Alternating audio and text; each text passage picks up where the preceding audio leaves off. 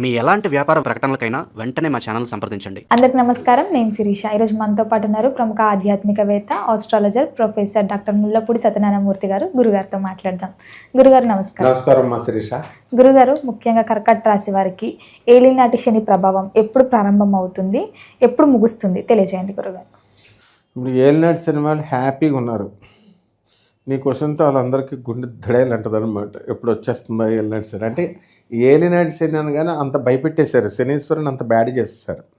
ముఖ్యంగా వీళ్ళు తెలుసుకోవాల్సింది ఏంటంటే ఏలినాటి శని అంటేనే బ్యాడే చేయడు, మంచి కూడా చేస్తాడు అనే పాయింట్ వీళ్ళు తెలుసుకోవాలి ఫస్ట్ ప్రతి రాశి వాళ్ళు. ఇప్పుడు కర్కాటక రాశి వారికి ప్రస్తుతం ఏలినాటి శని లేదు, అష్టమ రాహు ఉన్నాడు. అస్సలు బాగుండలేదు అని చెప్పారు. కానీ హార్మోన్ ప్రీత్ కౌర్ ఆమె మొన్న జరిగినటువంటి ఉమెన్స్ వరల్డ్ ఛాంపియన్షిప్ క్రికెటర్ దాంట్లో కప్ కొట్టుకొచ్చింది, వరల్డ్ కప్ కొట్టుకొచ్చింది. అంటే బాగున్నట్టే లెక్క. అంటే వీళ్ళది ఎలా ఉంటుందంటే కర్కాటక రాశి వాళ్ళకి ఈ యొక్క 2032 సంవత్సరం టు 2034 సంవత్సరం వరకు మొదటి దశ జరుగుద్ది. అంటే ఎప్పటి నుంచి స్టార్ట్ అవుతుందంటే 2032 నుంచి స్టార్ట్ అయిపోద్ది. మిథున రాశిలోకి శని ప్రవేశించిన మరుక్షణం మొదలైపోద్ది. ఫస్ట్ దశ ఏలినాటి శని 7.5 సంవత్సరాలు, అంటే మనకి దగ్గరగా 2042 వరకు ఉంటుంది. 2032 టు 2034 అంటే అతిచారాలు, ముందుకు వెళ్ళాలి వెనక్కి రావడాలు, ఇలాంటి అన్ని లెక్కలు ఉంటాయి. వక్రగతులని ఇవన్నీ క్యాలిక్యులేషన్స్ వేసుకుంటే మొత్తం మీద ఓవరాల్గా మనకి 2042 వరకు కూడా కర్కాటక రాశి వాళ్ళకి ఉంటుంది. ఎందుకని 2032 నుంచి 2034 వరకు మిథున రాశిలో ఉంటాడు. ఆ తర్వాత కర్కాటక రాశిలో ఉండాలి ఓ 2.5 ఏళ్ళు, మళ్ళీ ఇంకొక 2.5 ఏళ్ళు సింహరాశిలోకి రావాలి. అప్పటి వరకు ఏలినాటి శని ఈ యొక్క కర్కాటక రాశి వాళ్ళకి. ఇకపోతే మొదటి దశలో అంటే 2034 వరకు ఎలా ఉంటుందంటే మనకి వ్యయంలో ఉన్నాడు. వ్యయం అంటే ఏంటి? అంతా ఖర్చులే అనమాట. ఏలినాటి శనిలో ఎక్కడెక్కడో ఉన్నటువంటి చెత్త ఫ్రెండ్స్ అందరూ ముందుకు వచ్చేస్తారు. ఇక అప్పుడు వరకు రానివాళ్ళు అంతా ఖర్చు పెట్టి ఇచ్చేసేవాళ్ళే. బంధువులు, అప్పుడు దాకా తెలియనటువంటి వాళ్ళ బంధువులు కూడా వాళ్ళు వచ్చేస్తారు. వీళ్ళు హైదరాబాదు, ఇప్పుడు చూడు పల్లెటూరులో ఉంటే ప్రతి ఎగ్జామ్ రాత్నం హైదరాబాదు, ప్రతి అని చుట్టాలు ఎలా వస్తారో అలాగా అప్పటికి అమెరికా కూడా అలాగే అయిపోద్ది అనమాట. అలాగా మనం ఉంటున్నటువంటి ప్రాంతాల్లో ఏలినాటి శని వాళ్ళు ఎవరైతే కర్కాటక రాశి వాళ్ళు ఉన్నారో వాళ్ళ ఇళ్ళకి ఏదో ఒక కారణం రీత్యా అందరూ కూడా బంధువులు ఎక్కువ రావడం, వీళ్ళు బంధువుల్ని పిలవడం, వాళ్ళ పెళ్ళిళ్ళకి వ్యవహారాలకి వీళ్ళ వెళ్ళడం, ఇలా అధికమైనటువంటి ఖర్చు జరుగుతూ ఉంటుంది. ఇంట్లో వీళ్ళ పిల్లలకి పెళ్ళిళ్ళు చేసుకోవడం కర్కాటక రాశి వాళ్ళకి, లేదా పెద్ద మనుషులు అవడం, ఇలా ఏదో రకమైన ఇది కాదురా నాయన అనుకుంటే వీళ్ళకి రోగాల బాధ, కోర్టు వ్యవహారాలు, ప్రపంచంలో లేనటువంటి కష్టాలు సమస్యలన్నీ ఏలినాటి శని టైంలోనే వచ్చేస్తాయి. ప్రేమ వ్యవహారాలు ఇదే సరిపోతుందిరా నాయన అంటే ప్రేమ వ్యవహారాల్లో ఫెయిల్ అయిపోయి పిల్లలు పిచ్చోళ్ళు అయిపోవడం, మందుబాటలు పట్టుకోవడం, అమ్మాయిలు పోయే వాళ్ళేమో ఎర్రగడ్డ పిచ్చి ఆసుపత్రికి తీసుకెళ్ళాలా, ఇలా రకరకాల సమస్యలు అనేటటువంటివి వచ్చేస్తాయి అన్నమాట. సో ఖర్చు, అందువలన డయాబెటిక్స్, షుగర్ కూడా రావడానికి అవకాశాలు ఉంటాయి. అండ్ లివర్ ఫంక్షనింగ్లో తేడా ఉంటుంది బాగా. అందువలన తిండి పదార్థాలు ఇవన్నీ కూడా వీళ్ళు శాకాహార భోజనాలు చేసుకోవడం, మంచిగా లిమిటెడ్ ఫుడ్ తినడము, పచ్చి కూరగాయలు తిన్నంత ఉత్తమం ఏదీ లేదనమాట. ఆ రకంగా వీళ్ళు చేసుకోవాలి ఫస్ట్ పార్ట్ ఆఫ్ ద ఇది. ఆ తర్వాత 2034 జూలై తర్వాత మనకు మరొక 2.5 సంవత్సరాలు, అంటే 2036 ప్లస్ అంటే 2037 వరకు కూడా వీళ్ళకి మనకి ఈ యొక్క గురుడు జన్మరాశిలోకి వస్తాడు కర్కాటక రాశిలోకి. కర్కాటక రాశిలోకి రావడం వల్ల ఏమవుతుందంటే మనకి ఈ జన్మంలో ఉన్నటువంటి శని ప్రతి పనిని లేటుగా చేయడం ప్రారంభిస్తారు. చాలా కష్టపడి ప్రతి పని పూర్తి చేసుకోవాల్సినటువంటి అవసరం ఏర్పడుతుంది. ఇప్పుడు వీళ్ళందరూ కూడా స్థలాలు ఎప్పుడో కొనుక్కొని పెట్టుకుంటారు, పెద్ద పెద్ద స్థలాలు. ఇప్పుడు నాగార్జున గారు అప్పట్లో ఫంక్షన్ హాల్ ఇవన్నీ పెట్టారు, ఇవన్నీ ఫంక్షన్ హాల్. అది ఎలా పడగొట్టేసరి ఏలినాటి శని టైం.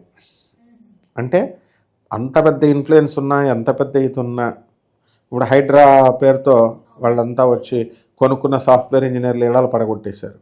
వాళ్ళందరికీ ఏం తెలుసు పాపం, మామూలుగా మనం కొనుక్కున్నాం అనుకున్నారు. ఏలినాటి శనిలో ఇళ్ళు అన్నీ పోయినాయి.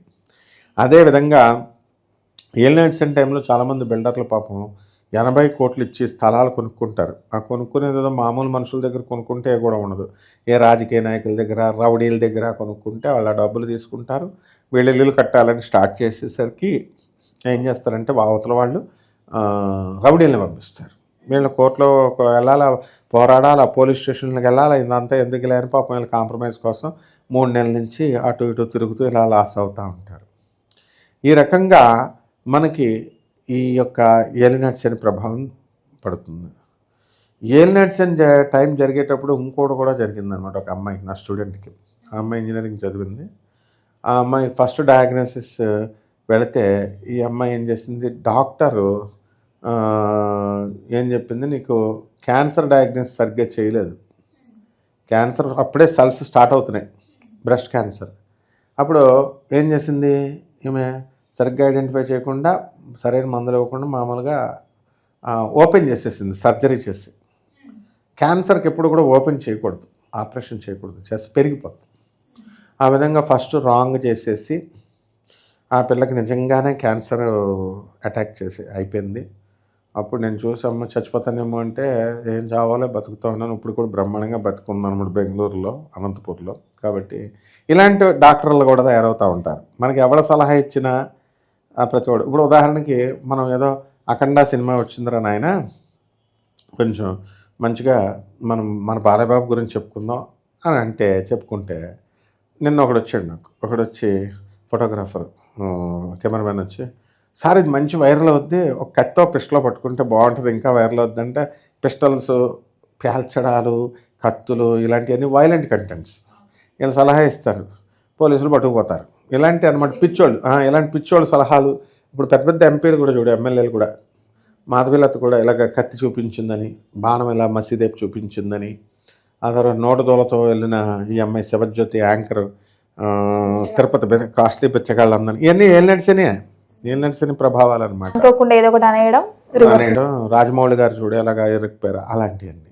తర్వాత నెక్స్ట్ ఈ దశలు అయిపోయిన తర్వాత ఇక ఆఖరి దశ, 3వ దశ 2042 వరకు. అంతకుముందు 2.5 సంవత్సరాల ముందు నుంచి, అంటే 2039 ఎండింగ్ నుంచి చూసుకుంటే ఈ యొక్క శని సింహరాశిలోకి వచ్చాడు. అసలు శని సింహరాశిలోకి చాలా శత్రుక్షేత్రం అనమాట. శత్రుక్షేత్రంలో తల్లిదండ్రులకి, తల్లి కొడుకులకి, తండ్రి కొడుకులకి పడదు, ముఖ్యంగా తండ్రి కొడుకులకు పడదు. అసలే ఏలినాటి శని, డబల్ దోషాలు అనమాట. అంటే ఈ ఏలినాటి శని ప్రభావంలో మనం ఎంత మంచి చెప్పాలనుకున్నా సరే అవతలకి అర్థం కాదు. ఇది అందులోని ఇది వాక్స్థానంలోకి వచ్చింది. వాక్స్థానంలోకి వచ్చినప్పుడు ఏం చేస్తారంటే వీళ్ళు చెప్పింది అందరినీ తిట్టిపడేస్తూ ఉంటారు. తిట్టిపడేస్తూ ఉంటే వాళ్ళు రివర్స్ అవుతూ ఉంటారు. వీళ్ళకు ఉన్నటువంటి మంచి పేరు, ఇప్పుడు రాజేంద్ర ప్రసాద్ హీరోని తీసుకుంటే ఈ మధ్యకాలంలో అందరి మీద తిడుతున్నాడనే అస్తమానం కాంట్రవర్సీలు అవుతున్నారు. తనకు పాపం తనకు తిట్టాలని ఉండదు, కెమెరా దగ్గరికి వెళ్ళేసరికి అది వచ్చేస్తుంది అంతే. అది ఏలినాటి శని ప్రభావం అంటే. ఈ రకంగా ధన నష్టము, ముఖ్యంగా ఈ ఆడపిల్లల జోలికి వెళ్ళకూడదు వీళ్ళు. అలాగే ముఖ్యంగా బంధువుల దగ్గర లిమిటేషన్స్లో ఉండి వచ్చేస్తే సరిపోద్ది. ఎందుకంటే వీళ్ళందరికీ కూడా అపనిందలు ఎక్కువ అవుతాయి ఏలినాటి శని సమయంలో. అలా రాకుండా కనుక జాగ్రత్తగా చూసుకుంటే సరిపోతుందమ్మా. శనీశ్వరుడికి ఎప్పుడు కూడా శనినే పూజించాలి. అందువల్ల ఏనాటి శని కాబట్టి శని జపం చేసుకోవాలి, శని స్తోత్రాలు చదవాలి. శనికి కిలోంపావు నల్ల నువ్వుల్ని, నల్లని వస్త్రాలనిచ్చి పేద బ్రాహ్మణుడికి శనివారం నాడు ఉదయం 8 గంటలకి దానం చేసుకోవాలి. దశమహావిద్యల్లో ఒకటైనటువంటి బగలాముఖి అమ్మవారి యొక్క హోమాన్ని వీళ్ళు చేసుకుంటే మంచిది. అలాగే మహాకాళి మంత్రం జపం కూడా మంచిదే. అలాగే రావి చెట్టు చుట్టూ ప్రదక్షిణాలు ఓం శనేశ్వరాయ నమః అంటూ చేసుకోవాలా. నల్లని కుక్కలకి, చీమలకి, వీటికి అది పెట్టుకోవాలా. శనివారం నల్లని డ్రెస్సు లేదా నీలం డ్రెస్సు వేసుకోవాలి. శనికి అభిషేకాలు చేసుకొని పేదవారికి, వికలాంగులకి, అనాథ పిల్లలకి, సాధువులకి, ఏ ఊర్లో కనబడినా ఎక్కడ కనబడినా వాళ్ళకి వీళ్ళు సహాయం చేసుకుంటే బ్రహ్మాండంగా ఉంటుంది. గురుగారు, ఓవరాల్గా కర్కట రాశి వారికి ఎప్పుడు ఈ శని స్టార్ట్ అవుతుంది, ఎలాంటి పరిహారాలు చేసుకోవాలి, ఎలాంటి జాగ్రత్తలు పాటించాలో తెలియజేసినందుకు ధన్యవాదాలు.